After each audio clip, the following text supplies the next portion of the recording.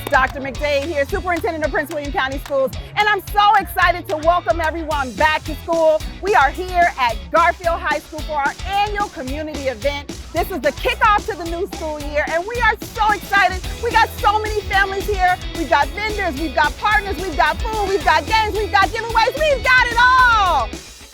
Thank you, PWCS, for hosting this event. Me parece súper fantástico, es la primera vez que venimos acá, es increíble.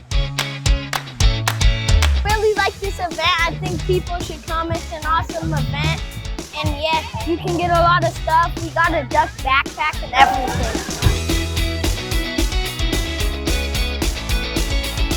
It's been awesome to see so many of our families coming out, joining fellowship, opportunity to get some resources, connect to community resources, and just get kicked off and get excited for the school year. I think that what you're doing is very awesome for people that are needed. So I think this is very awesome.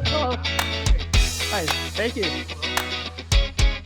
The whole goal is to help bring resources to our community, and it's really to ensure that the students and their parents are ready for them to go back to school this upcoming school year. I really like it. I'm glad I got to meet my principal.